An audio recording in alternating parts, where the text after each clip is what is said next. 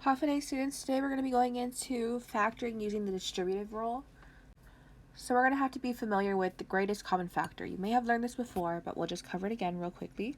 So in order to factor out the GCF, the greatest common factor, a lot of you are probably able to do this without having to break it down. You can say, okay, what's the biggest number that can go into both 14 and 21?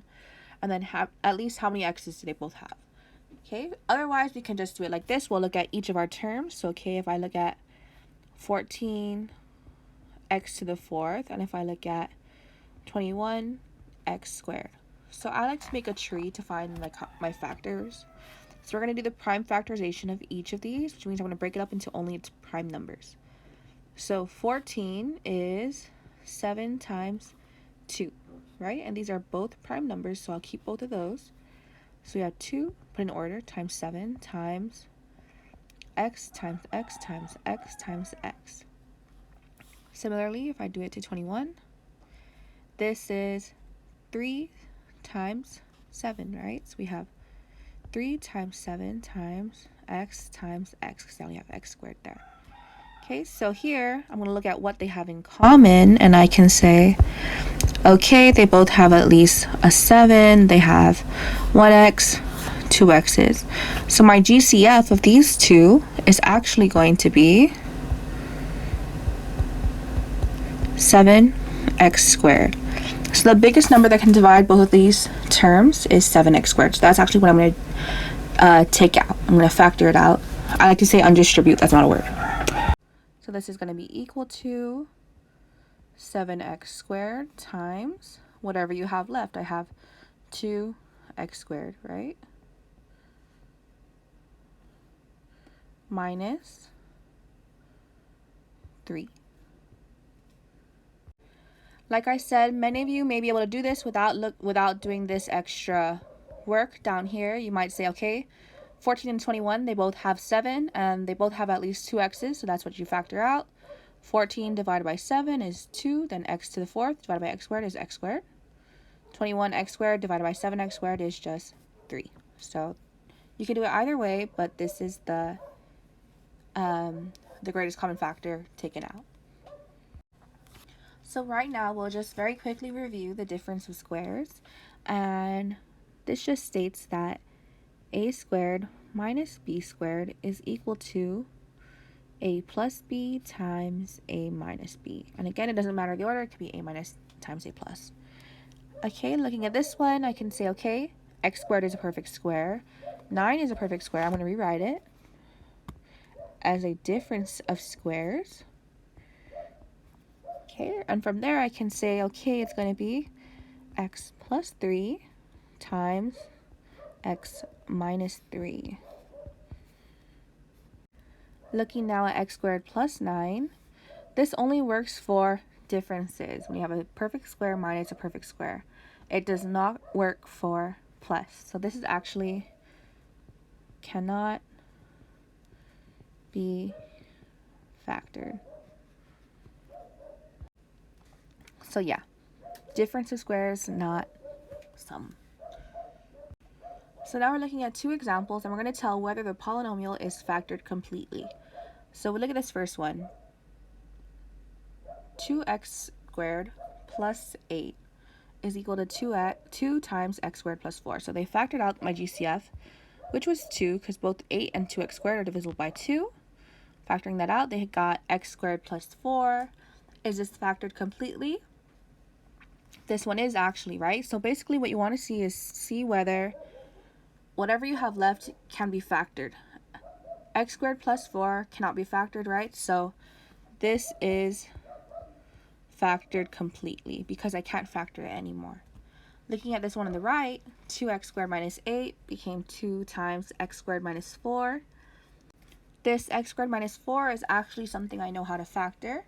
That's just x squared minus 2 squared, right? It's a difference of squares. So this one is not factored completely because I know that 2 times x squared minus 4 is equal to 2 times x plus 2 times x minus 2.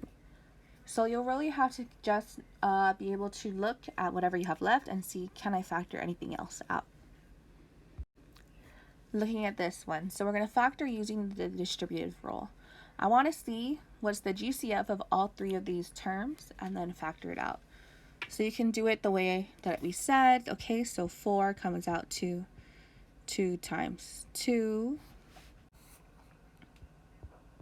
So 4x cubed is equal to 2 times 2 times x, x, x. And then we also have 20x squared. When I'm doing the prime factorization of 20, I want to break it up into its prime factors, right? So I know, okay, 20 is 4 times 5. 5 is a prime number. I need to break up 4, though. 4 is not. So we have 2 and 2, which are both prime. So my prime factorization of 20 is 2 times 2 times 5, and then we have 2 x's. Okay, and then we have 24x. So that is 6 times 4, right? 6 is 2 times 3. 4 is 2 times 2. So we have 2, 2, 2, 3, and x. Seeing what they have in common, I can say, okay, they both all have at least 2 2's. And then 1x. So I can factor out 2 times 2, which is 4. So my GCF is, oops, wrong one.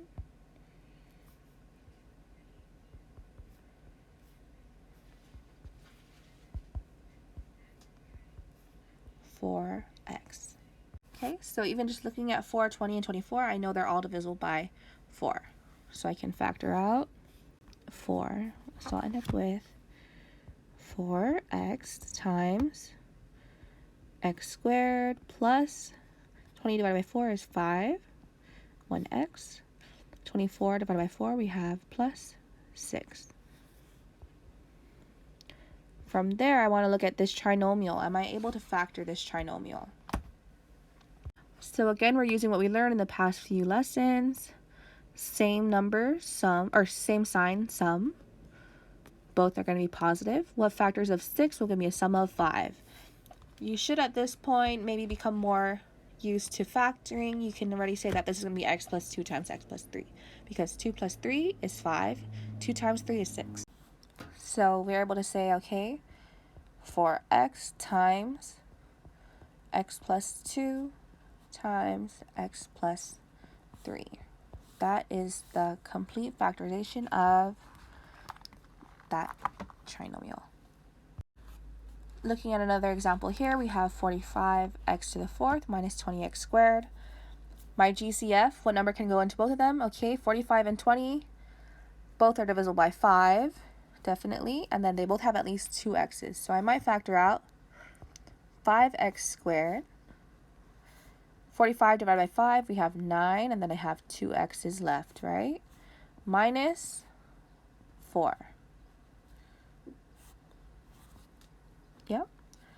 From there, 9x squared minus 4. This is another difference of squares. Again, you use this all the time. Okay, so this is, I'm just going to rewrite it as a difference of squares. Okay, so this is the same as 3x squared. And it works if we have a perfect square in front of the x squared, right? Minus 2 squared. So this will come out to 5x squared times 3x plus 2, right? Times 3x minus 2. Looking again, there's nothing else I can factor. Now we're going to go into factoring by grouping. This is one that I actually really like. Hopefully it's one that you do too. Factor by grouping. This works for ones where you have a polynomial with 4 terms. This 1, 2, 3, 4. So what we're going to do is factor by grouping. If you have in this middle term a plus sign, it's very easy. Okay, so we'll just do this when it's a plus sign in the middle. We're just going to group the first 2 and the last 2. That's why we call it factoring by grouping. Group the first 2 and the last 2. From there, factor out what you have in common. X cubed and 2x squared, they both have x squared, right? So I'm left with x squared times x plus 2. That's this, right? Let's use green for the other one. 3x plus 6. They both have in common 3. And then I have left x plus 2 when I factored out 3.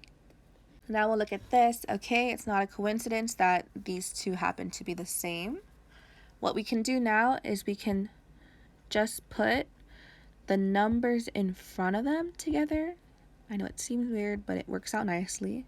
So I'm going to take this and put them together.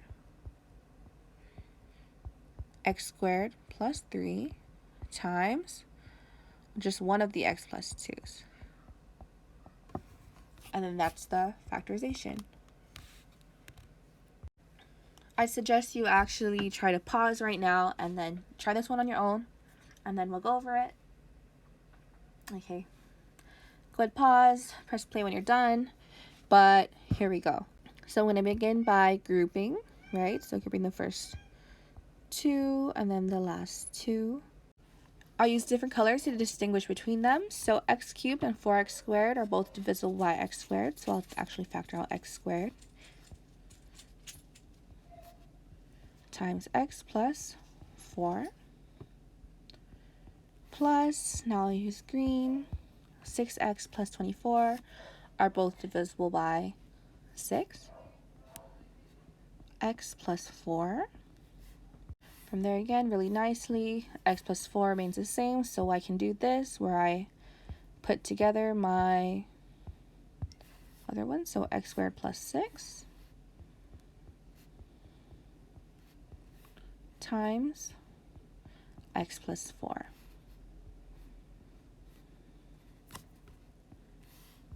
You'll again want to look, is there anything else I can factor? No. So this is the complete factorization. So we have another example with factoring by grouping. So this one's a little bit different because my middle sign is plus, right? So what I want to do actually is, so you already know that a negative sign outside parentheses changes the sign of everything in the inside when distributed. So it makes sense it does the same thing when it's also taken out. So when I change this minus sign, when I put it out there and I put parentheses, I'm actually going to change the signs of each of these. So this is going to become positive 9x, and this will become negative 18. The ones in the front will stay the same, so we have x cubed minus 2x squared. Okay, from there I'm going to do the same thing where I factor something out. X cubed and 2x squared both have x squared, so I'll factor that out. X squared times x minus 2 minus, now these both have in common 9, my GCF is 9, times, I'm left with 9 divided by 9 is x, or 9x divided by 9 is x. 18 divided by 9 is, well, here it's negative 18, so negative 2. Since these are the same, I can put these two together. Times x minus 2. Looking back at it again, can I factor anything out? X minus 2 is good, but x squared minus 9, that's actually going to be difference of squares. I know that's going to be x plus 3 times x minus 3. And I have x minus 2. And this is the complete factorization. For the next example, I really suggest that you try it first and then see my explanation. So please pause your video, try this one on your own before you go on to the explanation. So don't forget to, when you're putting parentheses, change the signs of the ones after the minus sign in the middle. So it'll be negative 36x plus 72. Okay, hopefully you guys actually paused it. I really hope so. Okay, so I'm going to go to do this. Parentheses, so we have x cubed plus 2x squared minus 36x plus 72. Again, we're changing this negative 36 to positive 36. Negative 72 changes to positive 72. seeing what I could factor out, we have x cubed and 2x squared both have x squared, so I'm going to put x plus 2 minus 36 and 72 are both divisible by 36 actually. 36 times 2 is 72, so I have x plus 2. Okay, that's pretty nice. So we have x squared minus 36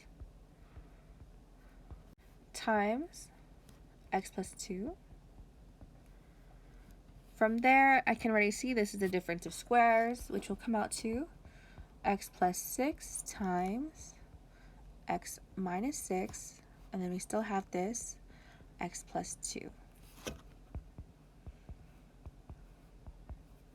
From there, looking at it, nothing else can be factored, so that is the complete factorization. Really quickly, we're just going to actually take it one step further. We'll factor and then we'll solve by equating each of the factors to 0. So if I was to factor out what these both have in common, both are divisible by 2 and both have at least one x. So I'm going to factor out 2x, which leaves me with 4x squared minus 9 is equal to 0. From there, it kind of looks like I'm done, but I do have another difference of squares. So they love to give difference of squares in this book. So I'm able to factor this one. Let me just rewrite it as a difference of squares. I'll just say, okay, this is the same as 2x squared minus 3 squared, which is factorable, right? So I'm left with 2x times 2x plus 3 times 2x minus 3 is equal to 0. So now that it's equal to 0 and the instructions are to solve, all I need to do is equate each of these 1, 2, 3 to 0. So we have 2x is equal to 0. I can solve that easily. 2x plus 3 is equal to 0. 2x minus 3 is equal to 0. So 2x equals 0 divided by 2. I have x is equal to 0 over 2 is just 0. Subtracting 3, I have 2x is equal to negative 3. Dividing by 2, x equals negative 3 over 2. Adding 3 now, 2x is equal to 3. So x is equal to positive 3 over 2. And those are your 3 solutions to this equation. Looking now at our last problem, I noticed there are only 3 terms, so I'm not going to be able to do factoring by grouping. You can only do that if you have 4. Instead, I'm going to look at what is the GCF of my 3 terms. I know they all have at least 2 x's, so I'm going to factor out something with an x squared. And since all are even, I can factor out 2. But because I have a negative leading coefficient, it actually makes me want to factor out a negative 2, just because I usually like to have a positive number. You always want to work with a positive number in the first term when you're factoring. So I'm going to factor out negative 2 x squared. From there, I'm left with positive 15 x squared minus 29 x plus 12, no x's there, is equal to 0. I have to go and factor this one, 15x squared minus 29x plus 12, which I'll actually do on the side here. So we'll have 15x squared minus 29x plus 12. Since I have a plus sign over here, it's going to be the same sign. Looking for a sum, both negative. Okay, so factors of 15x squared are 15x and x, 5x and 3x. Factors of 12 are 1 and 12, 6 and 2, and 3 and 4. Like I said before, I usually like to choose numbers that are close together, my medium numbers, right? So I'll choose 5x and 3x, and then 3 and 4. And I'm trying to think, how can I get a sum of 29? So for me, what I want to say is, okay, I know I can make 29 by adding up 20 and 9. And I can make 20 by multiplying 5 times 4, 9 by multiplying 3 and 3. So I'll actually just set it up so that they're across from each other. So we have 5x and 3x. I want to make 20, so I'm going to put this 4 down here. It's going to be negative. They're both negative, right? Put this 3 up here.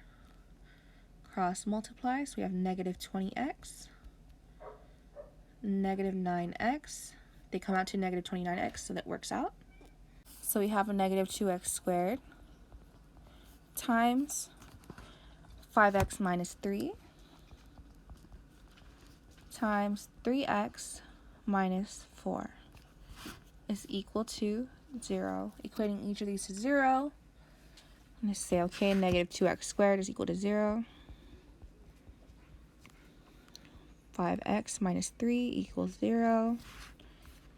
3x minus 4 is equal to 0. Dividing by negative 2, we have x squared is equal to 0. 0 times 0 is 0, right? So x is equal to 0. X is equal to positive 3 over 5. X is equal to 4 over 3. That's it for this section. Please, please, please do your work slowly and deliberately for this lesson. This is actually the last one of chapter 10. So yay, good job. Factoring is a really hard one, but the more you do it, the more you get used to it.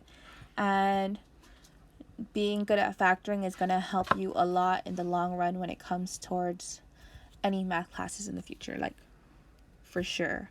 The students who are good at factoring are the ones who tend to do better in calculus and any other upper math courses if you plan on getting into engineering or into computer science growing up.